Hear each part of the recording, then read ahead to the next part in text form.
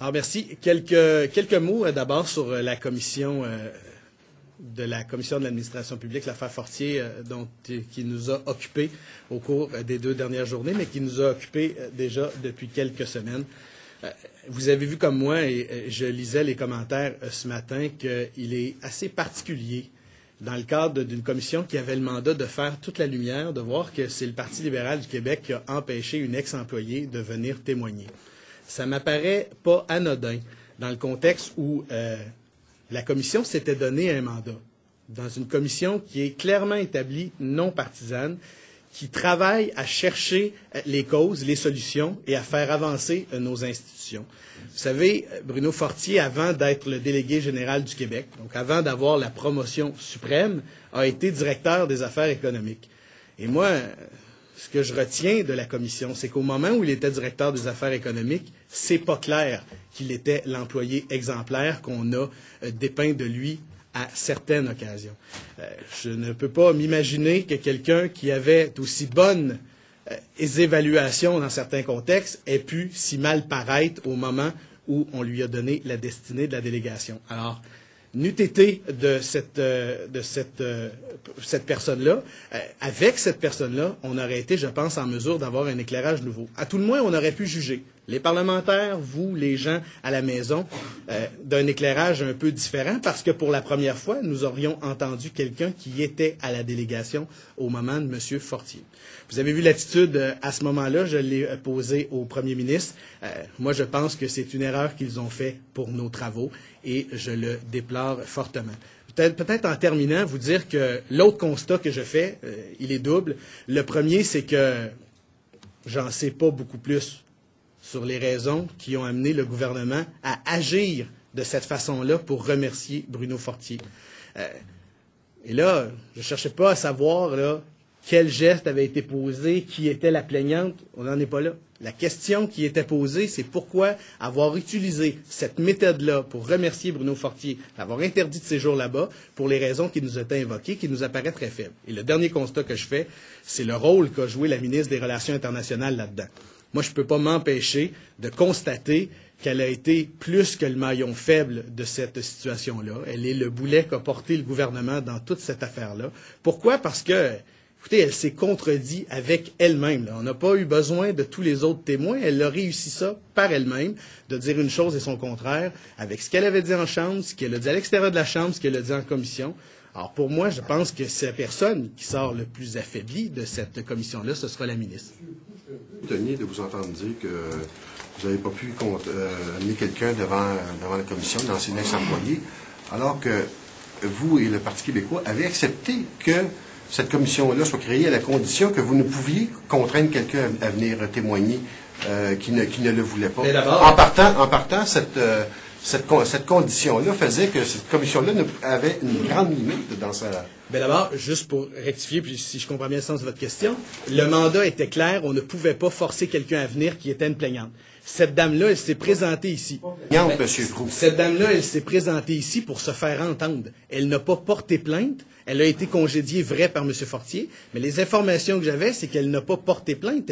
Elle voulait se faire entendre pour raconter un climat. Alors, c'est quelqu'un qui, de son propre chef, souhaitait se faire entendre. On n'a pas forcé personne. Elle souhaitait s'asseoir sur la chaise. Pourquoi? Pour bénéficier de l'immunité au cas où ce qu'elle dirait pourrait lui porter préjudice parce qu'elle a vécu des événements à l'intérieur de la délégation. Et ça, après ça, tout le monde aurait fait son travail. On aurait jugé est-ce que c'est un bon ou un mauvais témoin. Mais ce qui est clair, c'est qu'on l'aurait tout le moins entendu. Mais on ne l'a jamais forcé. On lui a proposé, nous, de venir. Elle a dit oui, les libéraux ont dit non.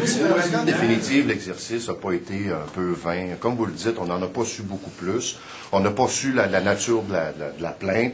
Donc, à part le fait qu'on a appris des petites choses un peu triviales au sujet de M. Fortier, on n'a pas su grand-chose. Ça n'a pas été un exercice très édifiant. Mais d'abord, c'est pas édifiant pour la fonction publique québécoise et l'administration dans son ensemble, parce que ce qu'on a vu, c'est beaucoup de situations là qui n'avaient pas beaucoup de poignées. Et là, je m'explique clairement quand je dis ça. Vous savez, on n'avait pas de documentation.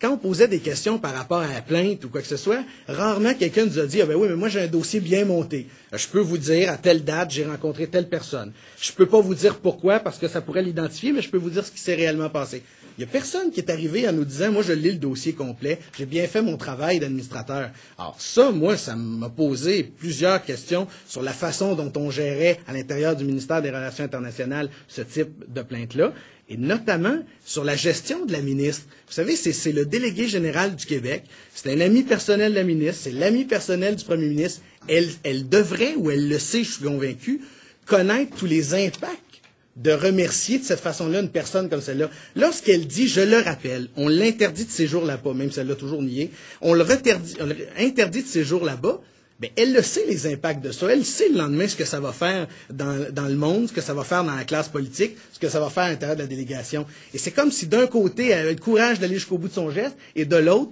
elle n'avait pas tout ce qu'il faut pour le justifier. Alors, pour moi, là, c'est ça que ça nous a dit. À part être parvenu à démontrer que la ministre là, se contredisait, là. Vous n'êtes pas arrivé à grand-chose à part ça. Là. Moi, c'est clair qu'on ne ressort pas avec la lumière sur le congédiement. On ressort avec davantage de questions, je pense, et le flou artistique qui était avant lundi 2h, pour moi, demeure. La lumière n'a pas été toute faite sur cette question-là. Monsieur Proulx, dites-moi, est-ce que c'est pas parce que on était un peu comme dans une partie de pêche, là? Vous avez dit on n'avait pas de documentation, mais en même temps, les députés en Chambre ont fait état de plusieurs rumeurs qui ne se sont pas retrouvées. On n'a pas eu d'explication sur ces rumeurs-là. Il y a un de vos députés, à un moment donné, qui a posé une question en disant « J'ai entendu ça à la radio ».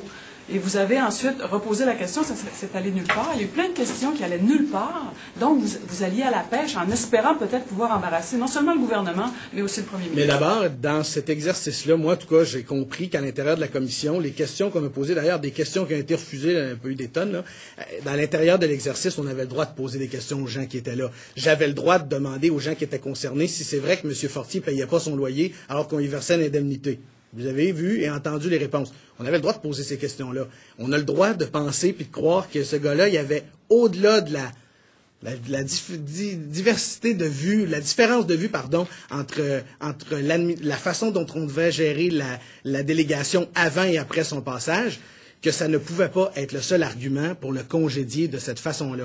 On avait le droit de poser ces questions-là. On était dans le bon forum pour le faire. Et je tiens à le dire, moi, je pense qu'on a été toujours très respectueux, chacune des personnes qui sont allées là. Hier, vous avez vu Mme Serronne qui est venue, la directrice des ressources humaines, si ma mémoire est bonne, qui avait un témoignage, là, on ne peut plus ambigu, là, qui semblait pas en contrôle de sa situation. Puis, c'est vrai qu'on a essayé de l'amener sur les sujets où c'était ambigu pour qu'on puisse comprendre quel rôle elle avait joué. Mais on a toujours respecté sa limite, qui était qu'on dirait qu'elle savait pas ce qui s'était passé. Mais après cet exercice-là, vous concluez quoi? Quelle est votre hypothèse là, sur le renvoi brutal de M. Fortier? Je vais continuer à penser que la lumière n'a pas tout été faite, que les raisons pour lesquelles on l'a congédié ne sont pas celles qu'on nous a données, sinon nous n'aurions pas utilisé le moyen qu'on a utilisé. J'en ai pas plus à vous dire là-dessus, c'est la conviction qu'on a après la commission. Et moi, ce matin, j'ai plaidé ça à l'intérieur du rapport à la commission d'administration publique parce que j'étais membre. Je voulais mettre certaines informations et on verra ce qu'il y aura dans le rapport. Oui, on ne saura jamais ce qui s'est passé. Finalement, il n'y a pas d'autre moyen de... Vous posez la question à quelqu'un qui en sait pas plus que vous. Est-ce qu'on saura un jour ce qui s'est réellement passé? Je ne sais pas. Est-ce que, à la lumière de ce qui s'est passé, M. Proulx, oui, M. Chartrand, pardon. À la lumière de ce qui s'est passé, M. Proulx, est-ce que vous considérez que cette commission-là a été vaine et que si c'est à recommencer, vous la demanderiez pas? Non, parce que moi, je demeure convaincu qu'on a fait la démonstration que la ministre des Relations internationales n'a pas été en mesure de gérer une crise. Et la crise, si elle a existé pour le gouvernement du Québec, là, c'est parce qu'elle l'a créée d'elle-même. Moi, je continue à prétendre que si à l'intérieur du Québec, on trouve pas ça chic, la façon dont ça a été fait, qu'on est incapable de savoir ce qui se passe. Imaginez-vous lorsqu'on est des gens qui, à l'étranger, font affaire avec la délégation. Quand le mercredi, on appelle, puis on parle au patron, M. Fortier. Quand le jeudi, on appelle, puis on dit on va vous rappeler, puis que le lundi, c'est quelqu'un d'autre. Moi, je pense que c'est pas sain pour nos relations diplomatiques. Et je continue à prétendre que si cet exercice-là a donné une chose, c'est qu'on est arrivé à la conclusion que Mme Gagnon-Tremblay a été complètement dépassée par les événements. Est-ce que techniquement, il vous reste une possibilité d'appeler Mme Clément par mandat d'initiative de la commission parlementaire? Est-ce que c'est possible que, Madame, dans 2-3 semaines, vous initiez un mandat d'initiative de la part de la commission? D'abord, c'est à discuter avec les membres de la commission d'administration publique, et ça, c'est une discussion qu'ils auront en comité directeur tel que la commission le fait. Moi, j'ai à commenter le travail qu'on a fait jusqu'à maintenant. J'y étais pour ça. Mais jusqu'à maintenant, il n'est pas question d'un mandat d'initiative pour Mme Clément.